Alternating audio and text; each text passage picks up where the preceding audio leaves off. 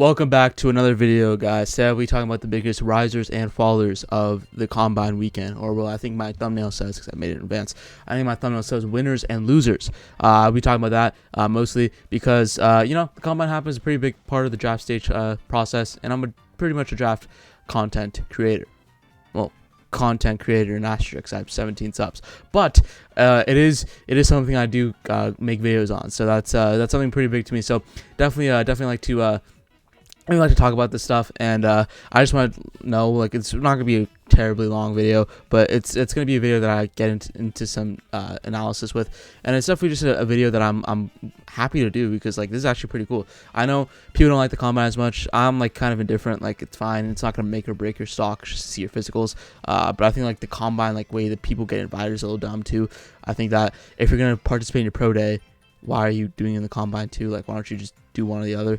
It's an interesting subject, but regardless, these are the guys who participated, and we can't really change that now because it already happened and the weekend's over. So this has definitely had some people overreacting and underreacting too. I've seen people overreact on Lee Hunter. I wouldn't say overreact, yeah, because again, like, you don't know, but like Lee Hunter. I've seen people overreact on Katie McDonald. I've seen people overreact on Malachi Fields, Denzel Boston, and even something crazy like Makai Lemon, because he was like looking at like this. He was looking at like the reporters who were like the journalists who asked the questions. Like, they were asking him about this type of stuff, and he just really like didn't look like, he just looked like he was high. People said that, and I don't know. I don't think that's that big of a deal, but players have social lives too outside of football, if you believe it or not. Not all of them, but some do. So yeah, interesting takes. But there's definitely some guys who rose too, like Taylor Green. Well, okay, chill. We knew Taylor Green was gonna be an athletic freak. Sonny Styles. I think Sonny Styles is getting, like, I've seen Sonny Styles go number 2 overall in some mock drafts. Crazy stuff. It's a little interesting. I've also seen Eli Stowers get a little hyped from his record-breaking vertical. I've also seen Kansas City get really mocked really high. Malachi Fields has dropped. I don't know. We'll go into some depth. Jeff Caldwell. We'll talk about them right now. There were some guys that I really liked this week and or weekend. One was really Deion Burks. I really liked him too. If this thing ever loads, Deion Burks tested actually really well. I don't know why the profile picture never loads, because my computer's dog shit. But yeah, it was really good in Oklahoma. He was used more of as he can probably be a pretty big slot guy. Definitely can see him playing the slot. He played really well. Arm length. He had a really big vertical jump. 4.25, good broad jump. 4.3 40-yard dash was really good. A split. His gauntlet was pretty good too, and he benched 26 for reps. It was really good, and I really liked his showcasing. He's definitely a guy you can definitely see going in definitely day 2. I think definitely solidified himself day 2, maybe round 3, round 4. Definitely I don't think round 2. I think round 2 is a little too high, but definitely can see him go mid to early round 3 if you really want to talk about that. First, I'm gonna start off with Colin Lacey. He definitely had one of the rougher days of the weekend. Didn't measure that well, 5'9". He didn't run that well either. He just had an athleticism score of 52, production score of 69, total score of 66. 4.55 dash. We really thought he was going to run faster. 10-yard split was 1.59. Really low on the vertical jump. The broad jump was subpar. Right, it wasn't great. And he's a real older guy, and definitely not a great start to him. It probably really hurt his draft stock, and probably the worst performer in my opinion. This weekend, and it was a really rough showcasing, but definitely there were some better receivers that boosted their draft stock over Colin Lacey. So with an older prospect, you might not see him go really high. He might be a late day 3 type pick now. Someone else who really disappointed was Jalen Daniels. Definitely a guy who was known for his mobile ability at Kansas. People thought he was going to be maybe a day 2 pick around this time last year, but I don't know about that, but definitely did underperform and didn't look great in some of the drills too. Definitely another disappointment. Jalen Johnson did not do well at all. Looked really bad at times.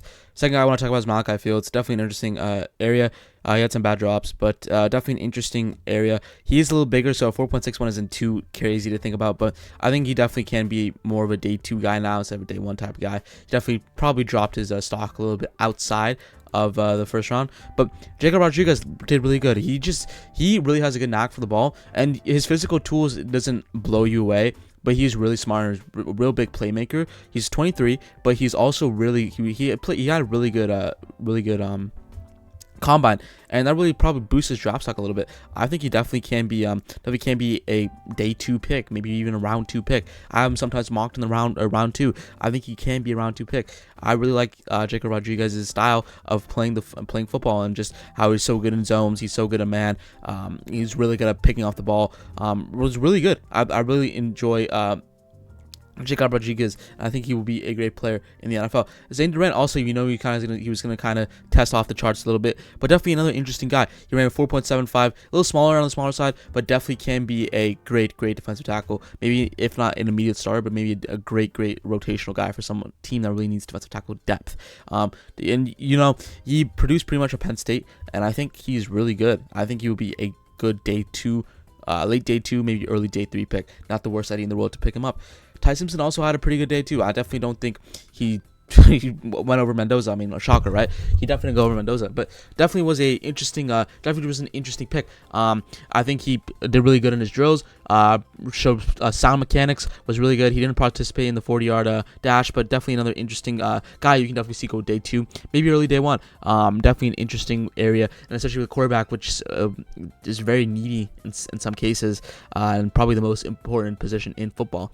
You definitely could see him rise because of that, and he was playing through an injury and some sickness through the entire year, so it's definitely going to be an interesting way how NFL teams and scouts view that, but definitely going to be a great pick for whatever team picks him and develops him. I don't think he's an immediate starter, but his frame is also a little low too. He measured at 6'1", which is a little problematic, but I definitely think he can get past those flaws. So definitely like that too. Sonny Styles, another big guy.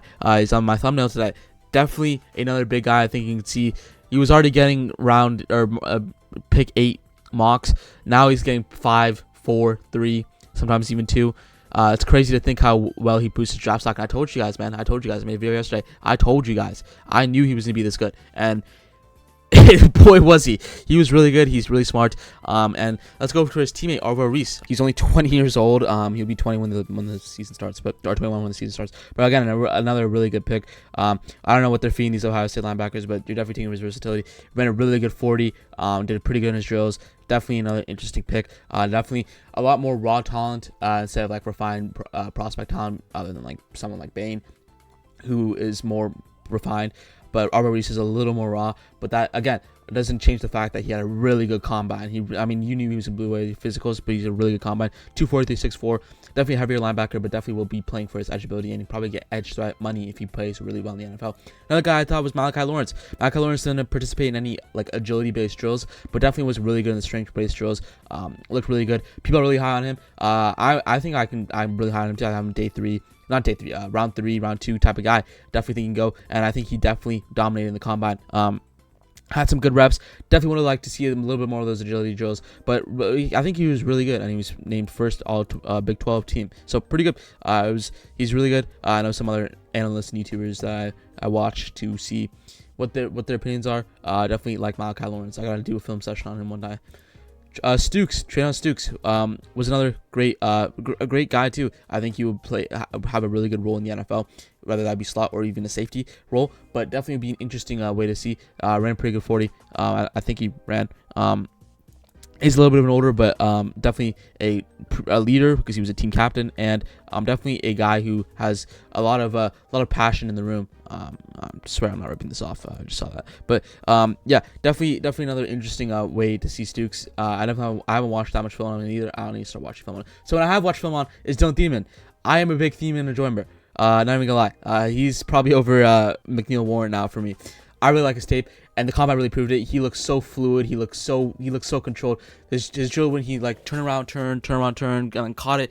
Like it was great. It was great. I really like him too. He's very good at tackling, but he's also really underrated in terms of his turnover ratio.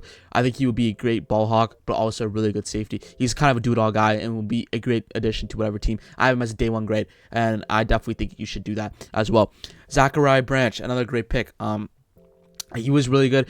He's more of a twitchy guy than I think long speed. His 40-yard dash time wasn't as good as some people expected, including myself. I thought he was going to run a little bit better, but I'm not going to let that distract me from the fact that he had really good hands. His gauntlet drill was really good, where he could run full speed. Really good. I really enjoyed watching him in the combine. Definitely If you good, but a 4.46 is not, 4.36 is not bad. I definitely think that's a little under what people expected, but it's not a bad timing at all. It's actually pretty good. He'll be a great slot guy or even an outside guy if you really want him to be. Kaden Sadiq, another great pick. I definitely think one of my bigger risers of today. Definitely an interesting guy. I think he just performed really well. Ran a 4.39 fastest tight end ever. And crazy. I always had him as a day one grade. I know people had him dropping in day two. I definitely think he's a day one guy, maybe 19. At most, I see him falling to 30. I don't think anyone takes him. No one doesn't take him in the first shot. He's so good, so great with his hands. Really good. I don't know why people also weren't sold on him.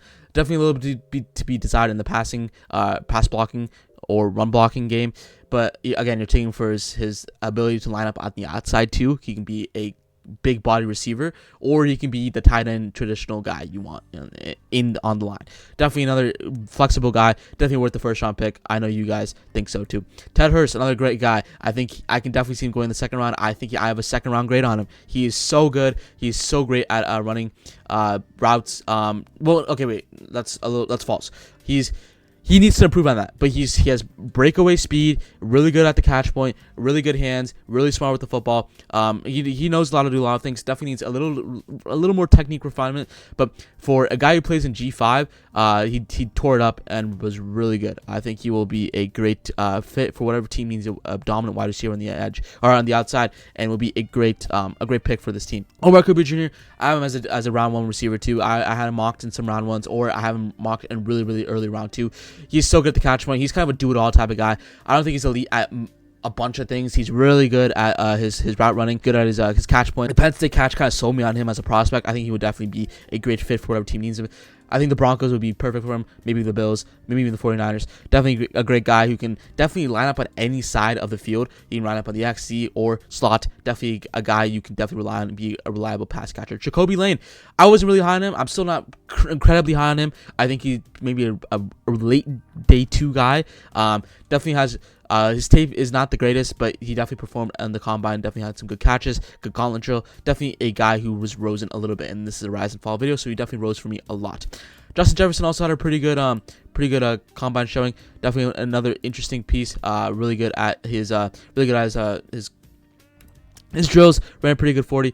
Not the worst idea in the world to take him. Maybe a late day two type of guy. Caden Rutledge also had a really good session. I think he led in the bench press. I don't know why I struggle so much to say it. In the bench press. Definitely another interesting guy you can definitely see going here. Big guy. He can, very physical. It's kind of what you want a guard to be. Physical. Look like this shit right here where he's bleeding against Clemson. Another great guy I think you can definitely see going in the second round. I have him as a day two, maybe second or third round type of guy. Definitely think so too. TJ Parker, I think, solidified himself as a first-round pick. And I've been telling you guys, from brick by brick, I've been telling you guys, TJ Parker is a first-round talent. I think he's a great talent. I think he is so good. He's not the best at everything. He's not the worst at everything. He's really good. He's not really raw. I think he can step in, be maybe a 3-down lineman by the time we play our first game of real NFL football in the regular season in September. Definitely think I can see him going in the first round. I think the Panthers would love him. I think the Patriots would love him. Who else? I think the Eagles would love him. He's honestly just a real big body type of guy who I can see be a great run defender and also a really good passing upside too. He got good sacks in his freshman year, definitely down here this year, but definitely a year to build off of, and I think he can definitely be a round one type of player. LT Overton was a big disappointment for me though. I think LT Overton was an interesting person. He didn't run so fast. You don't really know what grade he'll get and where he'll play. Not an interesting guy to say the least. Definitely a bad performance. Yeah, interesting. I remember with the Steelers, I wouldn't really do that, but yeah. Let me see some more. Didn't think I talked enough about the big boys. Definitely another interesting guy I could definitely see going in top 15 or the earlier part of the first round. Monroe Freeling, I have him as my tackle 3 beside Fano and Mauigoa. And after Fano, a little side tangent. Fano measured in as a 32 and 1/4 and a quarter arm length, which is gonna probably mean he's gonna move into guard, and he did some center drills, so that's gonna be another interesting way to look at Francis Fano and when he's gonna go. He's definitely another versatile tackle. I see playing anything, kind of like Just be like, oh, you want to play tackle? Okay, you can play tackle. Or you want to play guard? You can play the guard. Marvin Fillings definitely a tackle here. He has good frame for a tackle, 6'7", 315. Played pretty good at Georgia, blindside tackle. Really didn't get day one buzz until like maybe November because he declared. I definitely think you can see him going here. And not as raw as someone like Maxi Notchor, definitely. And has a really good speed and strength for his size, and moves really quickly for his size. Definitely great footwork, and a little bit to be desired for his hand placement and his get off quickly. But I wouldn't really concern about that. I think you can definitely develop that into being better. Maxi Notchor, definitely another good pick too. I'd really probably butchered his name. This is okay. I don't want to get demonetized. Okay. All right, while that's loading, I'm gonna talk about Maxi Notchor last. Blake Miller also had a pretty good combine showcasing. Really good on some of his drills. Definitely another tackle prospect. No room for like guard. Definitely will be playing tackle wherever he goes. Been getting day one buzz. Definitely can see him going day one. Not so bad. Sam Rouge played really well too. Definitely blocking time, but ran really fast for his combine speed. People would anticipate that a little more. He's 6'5" and he ran really good. I don't remember the exact time, but it was really good. And I think I can definitely see him going on the second day. Definitely a day 2 type of guy, and I think I have a day 2 grade on him. He's really good. He really rose for me. Definitely a great guy. I could see he had a really good prospect score. I really like this too. Maxi Notchor, ASU guy. Hopefully I don't get those hentai shit again. I don't even know what Max has hentai, I guess. I don't know. Maxi Notchor, another interesting prospect here. My Sun Devils might go there. Definitely an interesting guy to talk about. Definitely a raw tackle. Moved from Nigeria to LA at 13 and started playing football in high school. But he has great frame. He's big. He's incredibly raw. But I definitely think you can involve him into a great tackle in the future. Definitely a day 2 guy for me. I think he's more of a round 2 guy. People have mocked him in the first round. I think that's a little too rich for me. I think I like him.